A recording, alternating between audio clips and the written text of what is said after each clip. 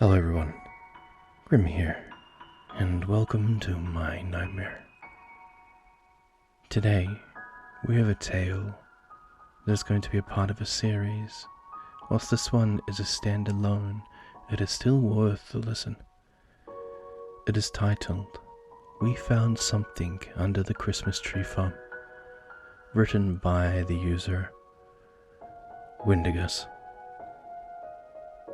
Now, sit back, relax, and enjoy this Christmas tale.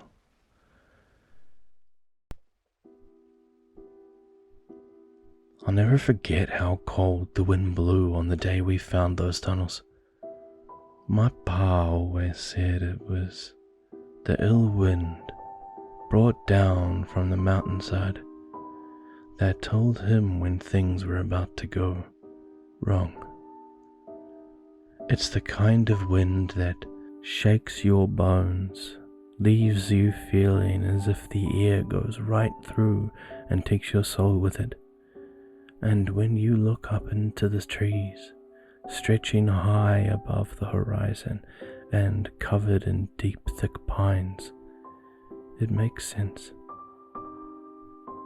I own a Christmas tree farm, you see. For years and years, there was never a problem until now. The trees have been dying, choked out at the roots. It starts with the bottom, moving its way up until the needles fall off and the thing just shrivels into bits. The trees next to the forest always seem to go first. I wish that was the worst of our problems. A few years ago, a mother of 4 from around the mountainside brought back the withered remains of a small pine she had just brought from me. It was dead, all burnt up. I asked if there was a fire and she told me to look closer.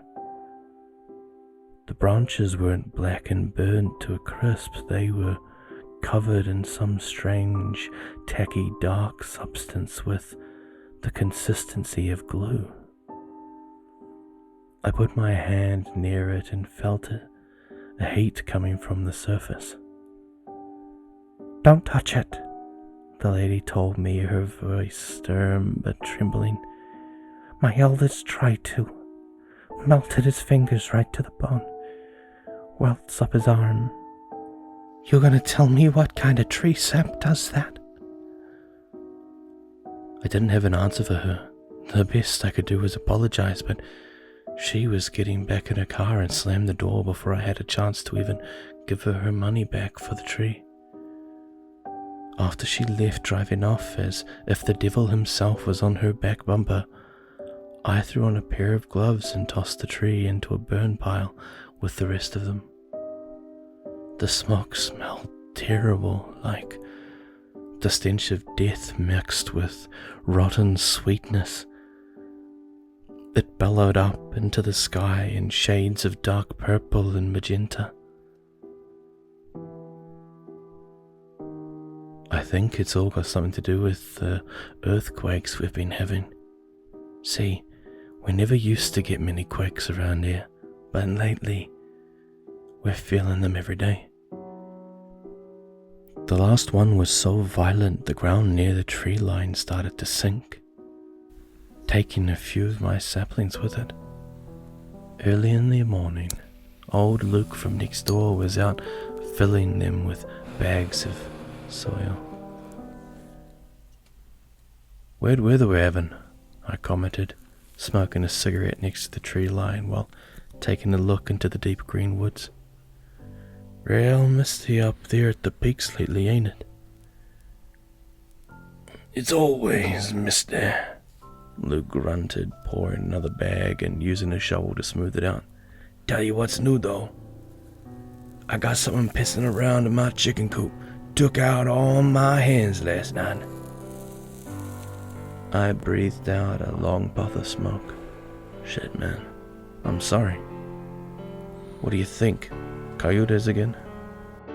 Luke sighed, old pale eyes staring into the mountains. He watched the swirl, clouds, and shook his head slowly as another one of those bitter winds passed through. "Nah, it ain't coyotes, son," he told me, cutting open another bag of fresh soil. "Coyotes would have eaten him." "Something killed your chickens without eating them?" I asked. Luke laughed, gesturing to the front pocket of my jacket where I had my box of cigarettes. I handed him one, along with the lighter, and watched him take a couple of puffs before he spoke again. "Whatever it was, it just wanted the heads and feet, left the rest of them untouched. Couple of them were only missing their eyes. Nah, buddy, it ain't coyotes again. This is something else." That chill went up my spine, only this time there was no wind to blame. Luke and I shared a long, uncomfortable stare before the old man pointed at the saplings at the edge of the forest where my farm and woodlands met. "You got a blight on your trees," he said, taking another slow drag from the cigarette. "I can help you dig them up before it spreads to the rest. Dirt's frozen, the shovel won't do. I got an excavator out back. Tomorrow evening, 7 o'clock. "Yeah," I murmured, my gaze fixed on the mist hovering over the green mountain peaks. "Yeah, Luke, that would be great. I'll pay you for it." "No need," the old man said, grunting as he got back to work. "It's what neighbors do in times like these, buddy. It's what neighbors do." That night we had another one of those earthquakes. It shook the whole house, sent dishes flying off the shelves, and left the kitchen table rattling. When I woke up out of my dead sleep, I saw an odd glow coming from outside my living room windows, pink and pulsating, coming from somewhere deep in the mountainside. I'm not one to believe in aliens or whatnot, but I've known enough folks around here to know that everyone's seen something strange. If they say they haven't, they'd be lying. This should have been the moment I knew it was my turn. When the morning came around, more of my trees were ruined. The needles had fallen off. The branches were brittle to the touch, and the dark sap was rolling down the bark into the snow beneath. The forest had it too.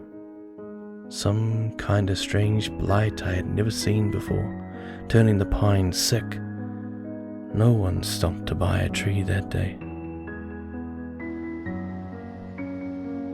That night at exactly 7 o'clock, old Luke came by with his excavator, and we decided to start with the biggest trees first.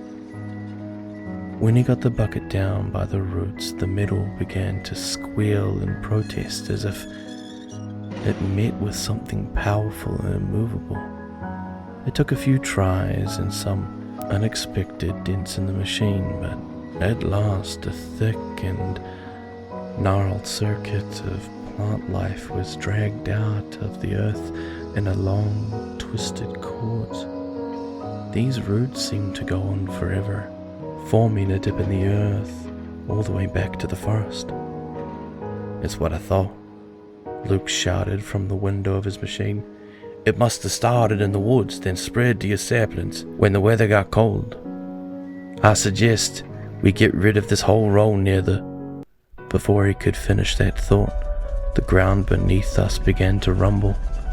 Dirt was piling into the hole in the ground, and tree branches creaking as they began to sink. Luke's excavator made the most terrible sound, like rusted metal being forced to bend, as the treads got buried in the frozen soil. Under my feet, the ground was sinking quickly. I flailed with wild arms, trying to catch anything I could, metal, dirt, or branch, it didn't matter. All I did was claw at the ground as the quake took me deeper into the dark, cold pit. I felt something hard. The tough, gnarled roots were sticking to my back. old dust rising up around me. I had fallen at least 15 feet down. The air around me was stale, smelling of mildew and rot, and a vague scent of ash. "God damn it!" yelled Luke from above. I could hear the whine of the machine as he jumped out of the seat onto the ground again. "Can you hear me down there, son? You alright?" "Yeah," I yelled up, my voice echoing through a long twist of caverns that stretched in both directions. "Yeah, I'm fine. I fell into a tunnel or something." Luke was quiet for a moment, as if trying to search his mind for some answers. I could hear the rustle of branches as he paced around the snow. "Might be one of them old coal mines they closed up years ago. I didn't know they came this far." I sighed, disgruntled, wrapping my arms around myself to keep warm in the freezing cold. "Yeah, that's great, Luke, but I like to get out of here." Right. The old man looked around. "Listen, I can drive up to Pine Haven Village, grab a length of rope from the hardware store. We'll use the truck to pull you out of there. You better scoot a bit, though. If this excavator falls in and crushes you, you'll be fertilizing the pines yourself."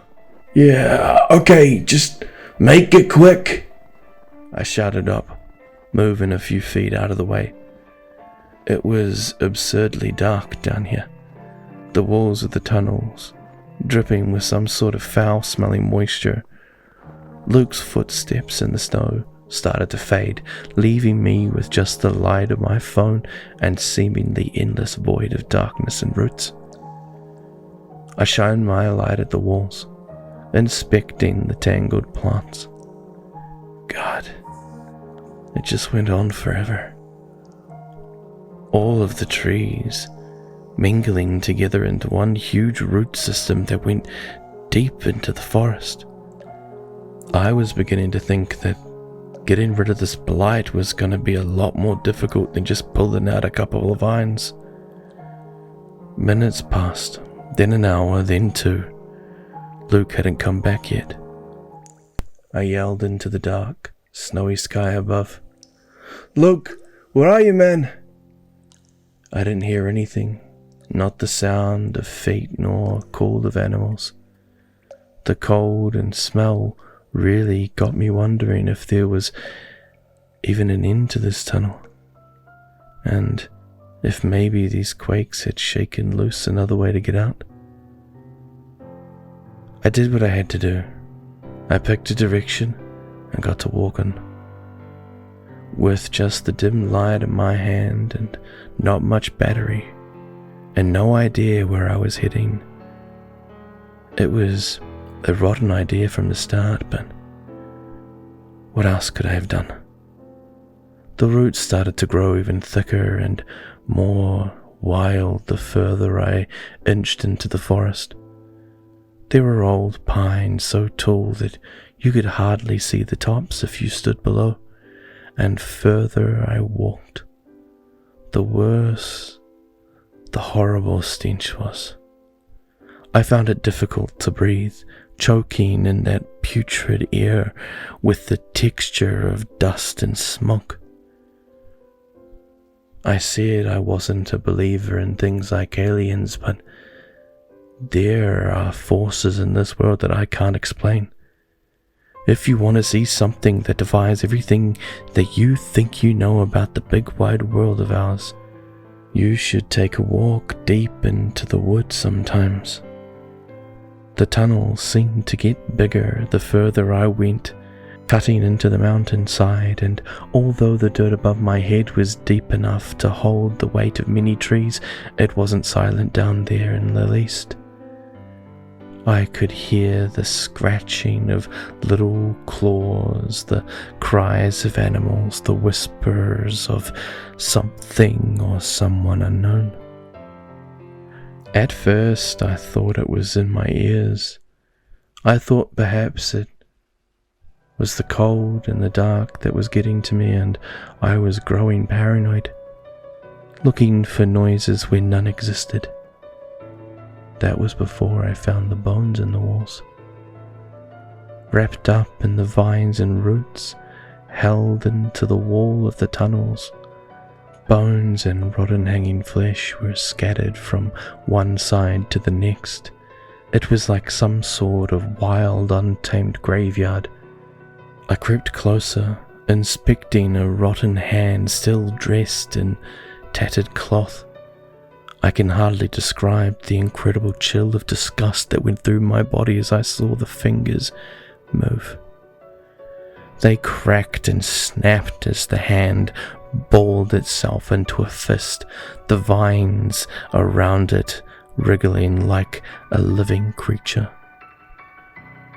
Those scratching, shafting, slithering noises all around me suddenly made sense.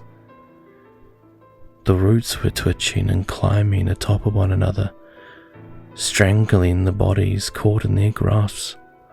So many human bodies. All I could think in those moments was that each and every one of those corpses could have been someone who had walked in these tunnels before. I felt movement under my feet. The roots were shaking their way out of the cold dirt, reaching for my ankles. Without a second thought, I started to run, hoping that if I moved fast enough, nothing down here could catch me. I didn't pay attention to the echo of my feet or my labored breath. I didn't pay attention to the way my light bounced down the tunnel like a beacon for some hungry beast to follow. The smell was getting worse, tickling the inside of my nose and making my eyes burn. It felt like acid in my throat, but no matter how far I ran down, I could never escape those roots and those twitching, shambling corpses trying to fight their way out of the dirt. Some of them are human, some were something else. I ran. My light caught their eyes. Some had more than two, others had limbs or faces that didn't match the rest, like creatures that had melted together. God, they were hideous, but tormented at the same time, groaning and screaming for mercy. I couldn't tell if they reached for me with intent to kill, or if they were just reaching for anything that could free them from those suffocating roots. I would take the cries of the dead any day over the sound I heard next. The ground shook above me, freeing clumps of dirt that fell onto my shoulders like pellets of ice. I stopped for just a moment to catch my breath, doubled over with my hands on my knees. That's when I heard the most hideous sound. The shriek of many animals at once, all combined into a horrible, blood-curdling voice. Something was moving, stomping through the tunnel systems. I couldn't tell if it was one thing or many things, as the sounds of dozens of feet and hooves rushed through the paths and made the ground beneath me shiver. As its awful screams grew louder, I had no choice but to run as fast as I could down any and every path that would take me further from that thing. I looked behind me only once. It was the biggest mistake of my life. In the circle of light, I saw many faces, human, animal, some skeletal, and some with flesh still hanging. It melted into a terrible creature with dozens of limbs that it had arms and legs it didn't need sticking out of its body, its neck, its back. It shrieked as the light hit its many milk-white eyes, stunning it for only a split second before it began to tumble over its own body parts, to get to me faster. I didn't know how the thing moved. I don't know how those limbs could lift the weight of the blob of mutated flesh it called a body, but it was racing towards me at shocking speeds. I could feel the ground quake. I could hear the beast knocking into the walls as if struggling to fit through the passageways, but still forcing its way through. My phone was almost dead. I knew I only had moments left with the light that was keeping me alive, but with no path of escape to give me comfort. How long could I run? How long before the roots claimed me and I became another pile of bones trapped in this frozen soil? The only force of nature on my side that night was the rumble of the earth itself. Another quake through, shaking the ground above and below with fearsome strength. The beast and I both stumbled, unable to keep our footing as the dirt and stone crumbled around us both. I had to think then, would I rather be torn apart or buried alive? Either way, I felt these caverns would be my final, unmarked grave. A glimmer of moonlight from above struck my eye with such an unexpected glory that I thought it was the next life coming to claim me. But as the soil above began to fall and crumble in mounds around me, I realized that I had a chance.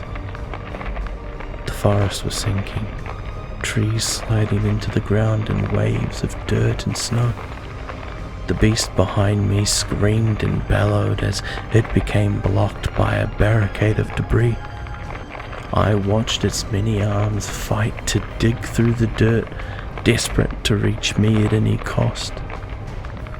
The roots, those twisting, gnarled roots, reached all the way up to the forest floor. I dropped my phone, leaving the precious light behind, freeing both my hands so that I could climb my way out of this stinking hell. The quakes rocked me in one direction and then the next, all while vines wrapped around my limbs, my ankles, my neck. They were trying to drag me back down. The beast behind me shrieked loudly into the night air, pushing its way through one limb at a time. I had only seconds to get to the open air before I would lose the forest forever. Adrenaline, fear, and panic lent me enough strength to tear my way through the vines and roots until I could feel the cold snow against my hands.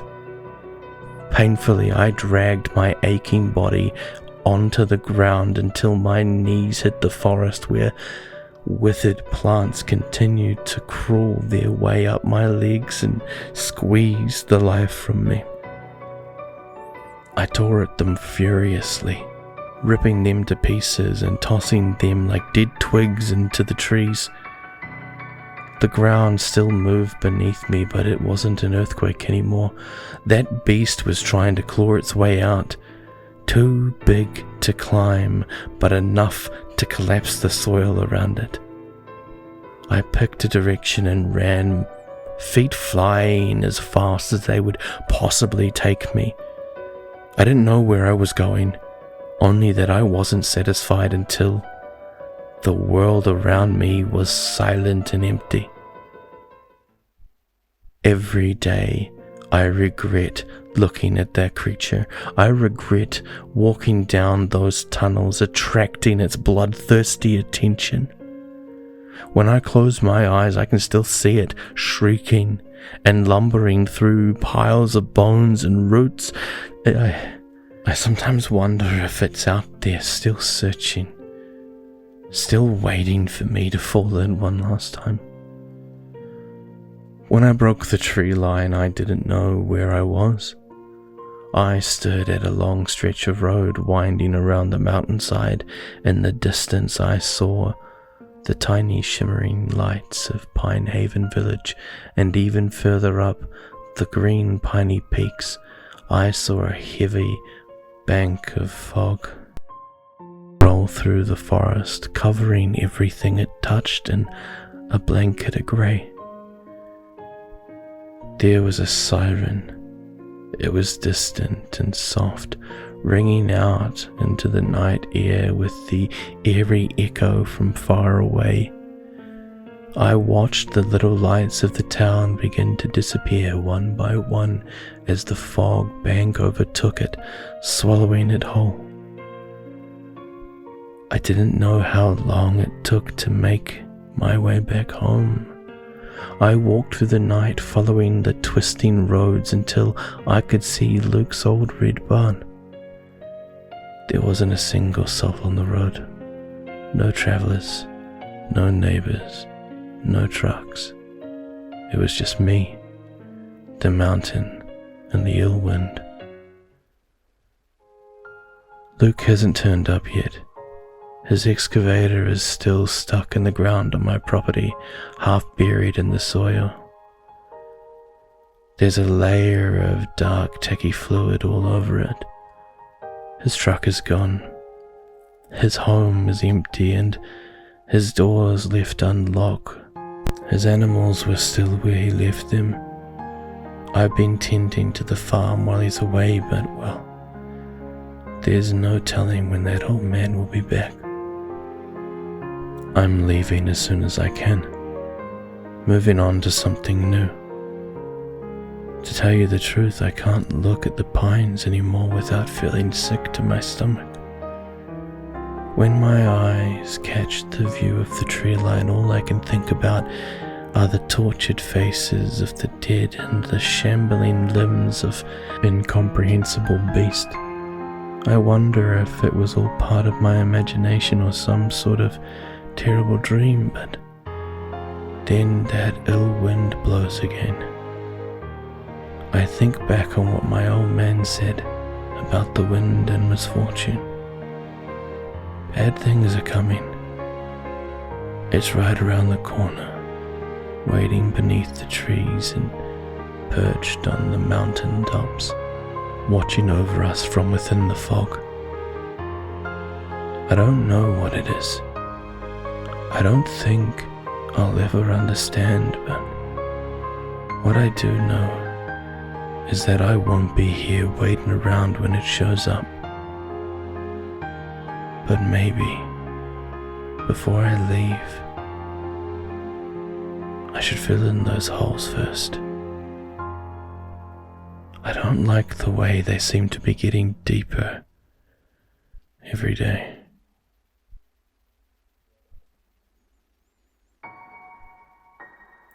Fantastic. That was a very intense tale, don't you think?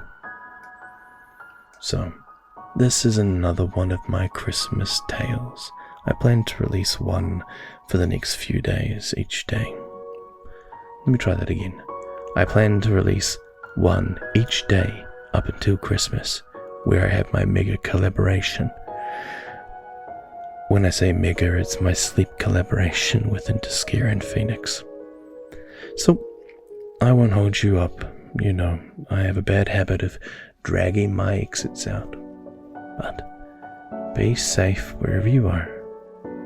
Have a good night and day, and as normal, this is Grim, and I'm signing off.